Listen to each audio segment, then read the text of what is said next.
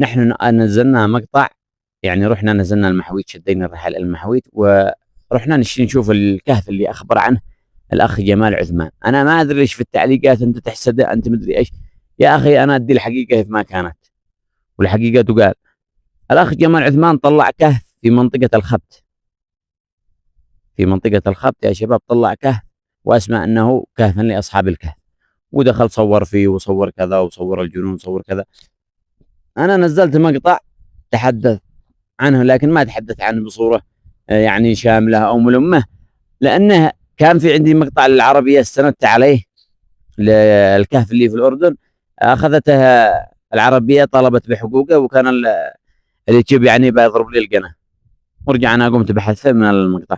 فكتبت لهم في التعليقات المشاهدين انهم يذهبوا الى هذا الفيديو ويروا كذا، لكن ما نفع. انا بحاول انا بنزل ذي الفيديو وبنزل صورتي هنا يعني في طرفه، اشوف ان شاء الله انه ما يحصل على الكوبريت، لان انا قد بضيف نفسي وبنشوف. طبعا يا شباب انا رحت الى هذاك الكهف، وشتي انزل الى هذاك الكهف، يعني الكهف هذاك بعيد، كهف اصحاب الكهف يا شباب هذاك بعيد يعني جدا، وانا قلت انزل له، وبعدها يعني ضيعت الطريق وكذا وتعب ومشقه، وفي نفس الوقت ليس بكهف اصحاب الكهف، وزد اصحاب المنطقه زد قالوا يعني ودوا بمعلومات من عندهم، صح لا نحتكم عليها كامل، ولكن لو نجي نطابق الكهف اللي نزله جمال عثمان على الكهف الذي نزلوه في الاردن، يعني بعيد بعد الشمس. وحتى ان هنالك جامع ذكر في الايه القرانيه ان هنالك جامعا فوق الكهف هذا، وين الجامع هذا؟ مش موجود. وفي نفس الوقت يعني الملك هذا الذي حكم في المناطق يعني اينما الشام وكذا، ما حكمش باليمن، واختلطت عليهم القصه. انا بدي لكم معلومات بس خلوني اتكلم، اخرج اللي داخل قلبي. ما التعليقات يعني سلبيه، يعني بعضهم انت تحسد يا اخي، انا احسد على اي شيخ الله يرحمه، هذا زي ما انا، هو يبحث عن التاريخ وهو انسان ما شاء الله عليه، يعني متغمس بالتاريخ ما شاء الله عليه. سفينه نوح نزلها ونحن استدلينا بما قاله، وذكرنا ان قبر نوح جنبها، وذكرنا انها يعني ان مدينه سام بن نوح في صنعاء القديمه الذي بناها، يعني استدلالات كثيره.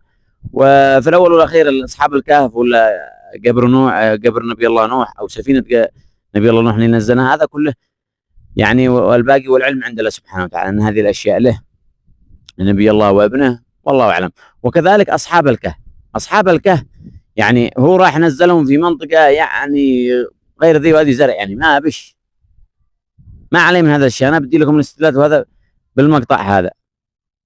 يعني مهما كان تاريخنا يا شباب، ومهما حبينا بلادنا، لكن مش ان احنا نزور كل حاجه، يعني مش ان احنا نلفق. انا ما اتهمش بالتزوير، لكن اتهم يعني بعض محبه يمكن لهذا الوطن، لكن مش كل حاجه في اليمن. في اليمن احنا لا نفتخر الا باشياء لنا، اشياء مش لنا، ما ايش لنا خلاص. يعني الانبياء عندنا، يعني نقول لو ان نبي الله محمد يعني ما قبرش في مكه، او ان الكعبه ما وجدتش هناك، خلاص نقضي عندنا، نرجع الكعبه حق ابراهيم الحبشي تبعنا. في اشياء صح، نحن اصل العروب والعرب. ولا انكر لكم ان اليمن كانت يعني، وما سميت شيء باليمن، كان زمان تسمى بارض ثانيه، ولكن كانت يعني مناطق حدودها تصل الى الشام فعلا، تصل الى الشام فعلا، يعني كانت اخذ الجزيره العربيه كامل البلد اللي احنا عايشين فيها. ولكن جاء مع تطور الحديثه والاشياء هذه فتقسمت وتشطرت كل بلد لحالها، عمان، السعوديه، الاردن، الكويت. اهم شيء يا شباب في هذا المقطع اللايك، عليكم باللايك والاشتراك في القناه عشان المقطع هذا يصل الى ناس كثيره. واحنا الان بندي لكم معلومات وتفاصيل كثيره جدا عن الكهف حق اصحاب الكهف، والفرق بينه في الاردن والفرق بينه الذي في اليمن. تابعوا معنا يا شباب. ارحب بكم اصدقائي الكرام من باب اصحاب الكهف. هذه 7 فتحات لا ندري ما سرها. ندخل الى داخل الكهف. التاريخ لا يشترى بالادعاءات، والحقيقة لا تصنع خلف الشاشات. حين خرج الباحث اليمني جمال عثمان ليعلن للعالم العثور على أصحاب الكهف في اليمن، سارع الجميع للتصديق، لكننا أثرنا التحقيق. شددت الرحال وقطعت الجبال حتى وصلت إلى المنطقة المطلة على ذلك المكان النائي والمعزول. ورغم وعارة الجغرافيا وبعد المسافة الساحقة الذي حال دون الدخول، إلا أن المفاجأة الكبرى كانت بانتظاري هناك قبل أن تطأ قدمي عتبة الكهف. هناك وعلى مشارف المكان التقيت بأهل الأرض وسكان المنطقة الصدور الرحيبة المستودعة للحقائق والعيون التي لا تكذب. ومجرد أن طرحنا السؤال انقشع الوهم، حيث واقفني الأهالي الرأي جملة وتفصيلا وفجروا المفاجأة الصادمة: هذا الادعاء باطل، والمكان لا علاقة له من قريب أو بعيد بالفتية المؤمنين. لكن رحلتنا لم تنتهي عند هدم هذا الوهم وكشف زيف الادعاء فحسب، بل أن المفاجأة المدوية الكبرى التي نخبئها لكم في هذا الفيديو هي أننا لن نكتفي بنفي الكهف المزعوم، بل سنعلمكم بموقع الكهف الحقيقي بالأدلة ومن كتاب الله القرآن الكريم. فاجلسوا بتركيز واربطوا الأحزمة، لأن ما سترونه الآن سيعيد كتابة التاريخ ويكشف المستور لأول مرة. السلام عليكم، حياكم الله أعزائنا متابعينا، وكالعادة يا سادة الصلاة على النبي مصر السعادة. طبعا احنا الآن يا شباب في منطقة الخبت. شوفوا يا شباب، صور عند الجي بي اس يا غالي. هذا موقعنا الآن، الفرجي شغال يا شباب، شوفوا عندكم. وهذه مديرية الخبت، ونحن هنا بالتحديد وكهف وادي الذرح. هناك هذيك الجهة اللي أمامكم، الزوم قرب ما تطلعش بالواضح يعني. بحثنا عن الكهف، سمي بكهف وادي الذرح، والذي يقع في منطقة الخبت. ترون أمامكم يا شباب جمال عثمان يظهر هنا في الموقع حق هذا الكهف، وترون يا شباب العديد من الصور نرى أمامكم لهذا والكهف وبوابة الكهف. هنا نرى أيضا صورة لجمال عثمان. هذا الكهف يقع هنا في كهف وادي الذرح. نحن كنا في هذا الموقع، كنا نريد الذهاب إلى هذا الموقع، ولكن نحن أين كنا؟ كنا هنا، كنا هنا أعزائنا متابعين عند هذه البيوت، ولكن قربنا إلى أقرب نقطة، وهي تقع بقرب البيوت هنا في هذه الأماكن. فكانت المسافة بعيدة جدا علينا. وعندما سألنا واحد من أهل المنطقة قال لنا لا، هذا كهف أصحاب الكهف، وعادنا أول مرة أعرف منك يعني. سوف يتحدث أمامكم في هذا المقطع، تابعوا.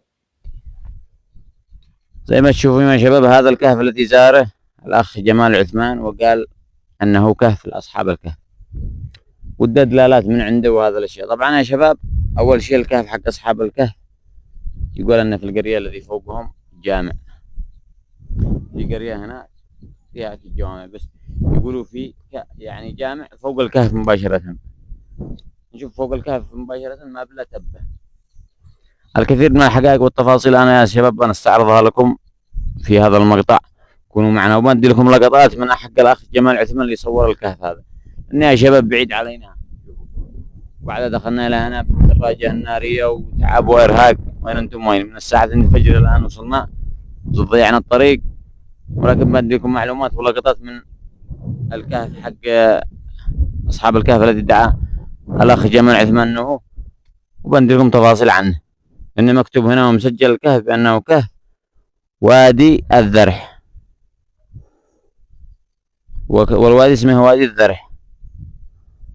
يعني ما بش يعني أي معلومة أن هذا كهف أصحاب الكهف. أنا ما ندري الأخ جمال عثمان منين أخذ هذا المعلومات وعلى أي أساس اعتمد عليها. فنستعرضكم في هذا الفيديو الذي الآية القرآنية التي ذكرت هذه الأشياء والتفاصيل، وأنتم بتكونوا الحكم. سوف يغضب منكم ويقول لماذا تريد يعني أن تخبرنا هذا الكلام؟ لماذا تريد أنت أن يعني تقول أن هذا الكهف من حقنا، مش يعني في اليمن موجود؟ أعزائنا المشاهدين، نحن أصل عرب، ونحن أصل حضارات، ونحن منبع العروبة، ومنا تفرعت الأقوام والأجناس والقبائل. أهم شيء إن إحنا منبع لكل شيء، ولكن لا نرضى أن إحنا ندنس يعني تاريخنا، نقول إن هذا الكهف عندنا ومش عندنا. يعني كل شيء، يعني الأنبياء عندنا كل شيء. يعني لو أن هكذا نرجع نقول لو أن نبي الله محمد يعني ما عنده يعني يعلن أنه في المدينة أو كذا أو الكعبة لقالوا أنها عندنا، ما يجوز من الله. الحقيقة تقال، ونحن لا نرضى إلا بتاريخنا، غير ذلك ما سنرضى يعني بأن إحنا ندنس تاريخنا أو إن إحنا نعطي ادعاءات واهية جدا. المقارنة اللي فعلناها كهف الرقيم في الأردن هو الكهف الحقيقي والأقوى من حيث الأدلة التاريخية والأثرية والفلكية مقارنة بادعاءات الباحث اليمني جمال عثمان حول الكهف المحويج. تعتمد المقارنة التفصيلية بين الموقعين على عدة محاور أساسية تكشف زيف الادعاء اليمني وتثبت حقيقة الموقع الأردني. يبدأ وجه المقارنة في كهف المحويت اللي ادعاه جمال عثمان وكهف الرقيم الأردن وهو الحقيقي بإذن الله. يعني نقول والله أعلم، بس يعني هو أكثر يعني الأدلة وهذا كل شيء فيه. نبدأ. اسم الموقع يقع في وادي، هذا اللي في المحويت يقع في وادي الذرح بالمحيط، ولا يوجد أي توثيق تاريخي لاسم الرقيم في المنطقة. ثانيا يقع في قرية هذا في الأردن، يقع في قرية الرجيب الرقيم قديما شرق عمان. وجود المسجد، لا يوجد أي بناء أو مسجد أثري مبني فوق الكهف مباشرة، يعني هذا حيث ما ادعى جمال عثمان. ثاني شيء يعلو الكهف في الرقيم في الأردن، يعلو الكهف مسجد أموي قديم بني فوق معبد بيزنطي. المكتشفات مجرد حفرة صخرية أجرانة وتخلطها أمام القبور والنقوش، هذا اللي اكتشفها جمال عثمان. أما القبر اللي في الأردن يحتوي 8 قبور حجرية ونقوش كوفية وعلامات بيزنطية. التوافق الفلكي، فتحة الفك فتحة الكهف اللي عند جمال عثمان لا تتيح دخول الشمس وخروجها حسب الوصف القرآني. أما الذي في الأردن تدخل الشمس من فجوة وتزور عن اليمين والشمال بحسابات فلكية مطابقة جدا. سوف أرفق لكم مقاطع وفيديوهات. الاعتراف الرسمي مجرد طرح في برنامج تلفزيوني، يعني هذا جمال عثمان تفتقر أدلة التوثيق العلمي فعلا. أما في الأردن معتمد رسميا من اليونسكو مجمع الفقه الإسلامي. تفيد ادعاءات كهف المحويت باليمن حقيقة الأجران السبعة التجاوف الدائرية السبعة التي استدل بها جمال عثمان عندما ادخل الكهف على أنها إشارة لعدد الفتية، وهي في الحقيقة ظواهر جيولوجية طبيعية، تآكل صخري أو أجران صخرية كان يستخدمها القدماء في اليمن لطحن الحبوب أو تخزين المياه والزيوت، ولا علاقة لها بنص ديني. غياب المسجد والأثر، النص القرآني صريح بوجود مسجد أقيم فوقهم، لا تجدن عليهم مسجدا، وهو ما يفتقره تماما موقع المحويت، حيث لا توجد أنقاض لمصلى أو مسجد بيزنطي أو إسلامي فوق المغارة. تزييف جغرافية الرقيم، حاول الباحث ربط الموقع بنقوش مسندية عامة تتحدث عن حصون أو آبار، ولكن علميا لا توجد أي نقوش تربط هذا الكهف تحديدا بقصة الفتية أو تذكر اسم الرقيم في جغرافيا المكان. أما الأدلة اللي حق كهف الأردن كهف الرقيم، الاسم والمسجد، يتطابق الموقع تماما مع الآية الكريمة حيث يقع في منطقة الرجيب، وهي تعريف الاسم الرقيم التاريخي. كما كشفت التنقيبات الأثرية عام 1963 عن وجود مسجد أثري فوق الكهف مباشرة. القبور والعلامات، عثر داخل الكهف الأردني على قبور بيزنطية بداخلها جماجم وعظام بشرية، بالإضافة إلى العثور على عملة بيزنطية تعود لعهد الإمبراطور جستينان وخادم فضي. شهادة الصحابة والمؤرخين، زار هذا الموقع قديما عدد من الصحابة مثل عبادة بن الصامت ومعاوية بن أبي سفيان وابن عباس، ووثقوا كبار الجغرافيين المسلمين مثل ياقوت الحمودي والمقدسي في كتبهم التاريخية. طبعا شباب معنا العم علي باي يكلمكم. أنا قد قلت لكم هذا الكهف مش كهف، ما ندري كيف الباحث ادى هذا الاسم واطلق عليه بكهف أصحاب الكهف. أنتم تعرفوا عنه إنه اسمه هذا كذا؟ أنا لا أعتقد أنه يعني أصحاب الكهف كانوا موجودين هنا، لأنه أصلا أساسا ما كان فيه الديانة المسيحية، ما ظهرا في اليمن أساسا إلا في نجران من تنصروا منهم، وعاقبهم الملك الحميري ذو نواس، فحفر خندق في نجران وأحرقهم فيه فقط. هذا الذي نعرفه. لكن داخل اليمن بشكل عام يعني في منتصفه في كذا ما قد سمعنا عبر التاريخ أو عبر الوثائق أو كذا شيء من هذا النوع يذكر أن أهل الكهف كانوا موجودين هنا في هذا الكهف. ما أعتقد. هل نزلت بعثات أجنبية لهنا ولا شيء؟ والله ما أدري عن هذا الشيء. ولا ناس نزلوا يبعثوا ولا شيء؟ ولا في شيء، ما حد يقدر يدخل أصلا. يعني صورها الأخ جمال وصور 7 فتحات فيه مخزقة زي ما بنستعرض لكم يا شباب في المقاطع، ولكن أصحاب المنطقة بيقول لكم هذا الكهف يعني أول مرة يعرفون اسمها آدم. الباحث جمال عثمان اكتشف زي ما اكتشف سفينة نوح وقال عنها سفينة والله أعلم، ولن جاء لها هنا لهذه المنطقة في الخط وقال هذا أن الكهف أنه كهف لأصحاب الكهف، وأنا أعتقد أنه لا أساس للصحة مثل هذا الموضوع. إحنا بندي لكم المعلومات المفيدة حتى الآية القرآنية على ما استعدينا بها انه في جامع فوق الكهف. الكهف ما فيش فيه جامع، في قرية صح، القرية فيها جامع، اما انه فوق الكهف جامع. وزي ما قال الاخ لا يوجد هنا ديانات او غيرها. ايوه في داخل اليمن اساسا، انما تنصروا مجموعه من الناس في النجران، وعقبهم الملك ذو نواس على اساس انهم اعتنقوا الديانه المسيحيه، فاحرقهم في قصه الاخدود معروفه يعني. الله الله. هذه كانت المعلومات الكافيه من العم علي يا شباب. اذا في جديد ولا شيء بنستجدكم بالمعلومات. لا توجد أي علاقة تاريخية أو دينية بين ذي نواس وأصحاب الكهف، حيث تقع مغالطة تاريخية وزمنية وجغرافية كبرى عند ربط اسميهما ببعض. يرتبط اسم الملك الحميري ذو نواس بقصة قرآنية وتاريخية أخرى مختلفة تماما، وهي قصة أصحاب الأخدود. تلخص الفوارق الجوهرية والتاريخية تثبت عدم وجود علاقة بينهم في النقاط التالية. اختلاف القصة الدينية. ذو نواس يوسف أسار يثار هو الملك اليهودي الذي حفر الشقة في الأرض وأحرق نصارى نجران المؤمنين في اليمن، وهم من ورد ذكرهم في سورة البروج كأصحاب الأخدود. أما أصحاب الكهف فهم فتية مؤمنين فروا بدينهم وناموا في المغارة المذكورة في سورة الكهف. الفارق الزمني الكبير: عاش أصحاب الكهف وفروا إلى كهفهم في القرن الثالث الميلادي حوالي عام 250 ميلادي في عهد الإمبراطور الروماني دقيانوس، بينما عاش الملك ذو نواس في القرن السادس الميلادي، يعني نفذ محرقة الأخدود عام 523، أي بعد استيقاظ أصحاب الكهف بقرون طويلة.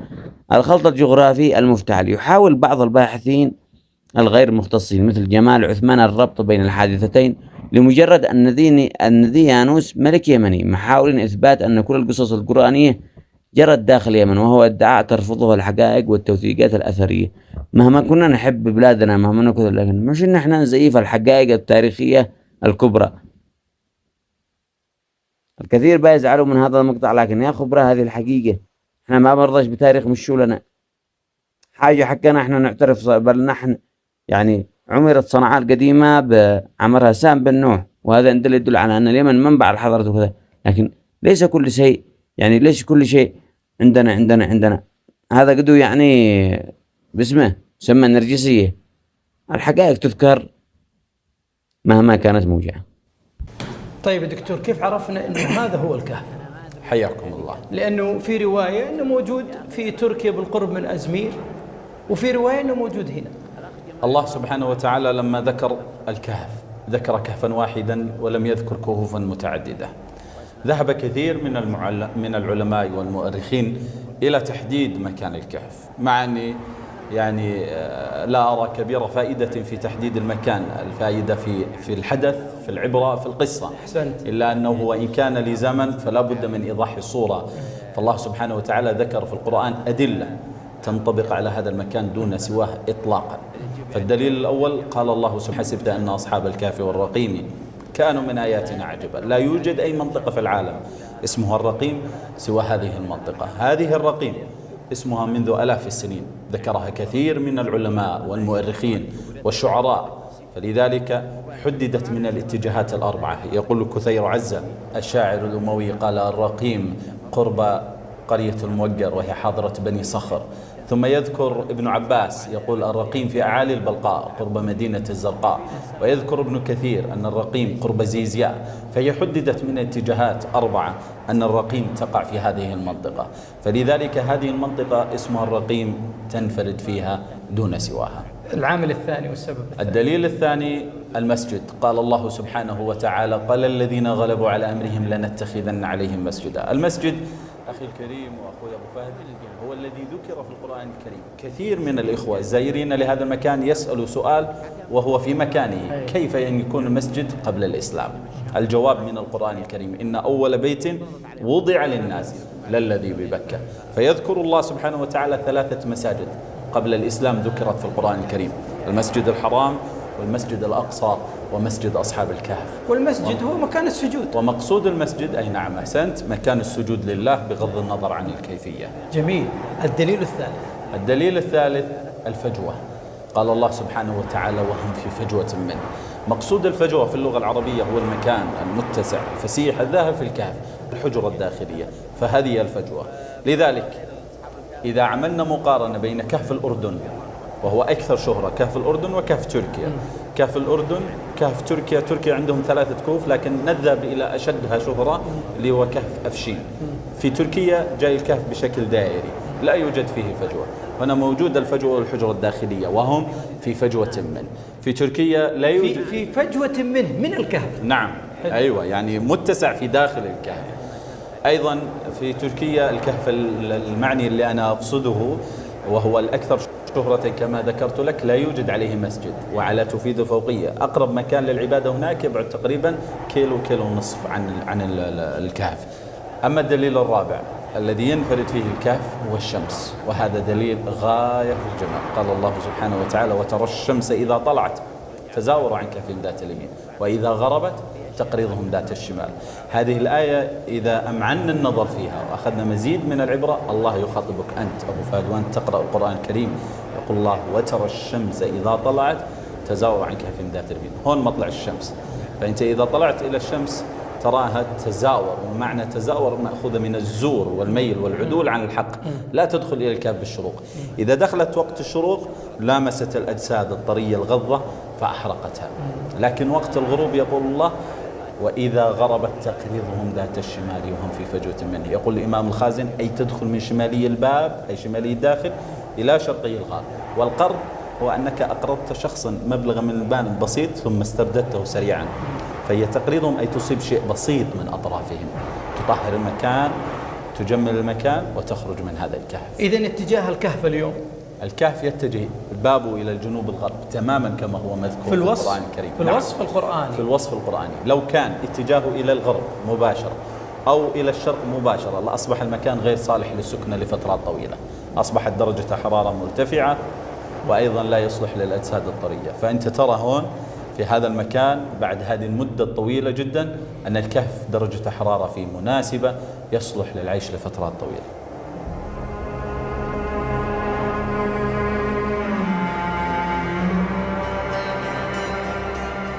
حتى يا شباب نلقاكم في فيديو قادم، كونوا في امان الله وحفظه. طبعا يا شباب هذا الفيديو مع الاخ ايمن واخونا الغالي يا شباب، والله كان رفقاء الرحله الاخ نزيه. كنتوا دارين بالكهف هذا ولا دريتوا مننا؟ درينا، لا احنا جربنا من اول. ايوه بس ما كنتوا دارين انه اصحاب الكهف. كيف الحياه هنا في الريف؟ كيف؟ والله مدينة شو المدينة؟ تصحاب الغش من المدينة، بس لا ما أحسن من بلادي والله. لكن تعب يا أخي، طلعة نزلة يومية لنا قد جينا يوميا الله يعينهم. طبعا يا شباب صورنا انتهينا من تصوير الكهف نازل هناك وادي، لكن ما نزلناش لا نازل، صورنا من بعيد بس. تعيب يشتري يوم بكير من صبحه. هلا لا ايوه يلا.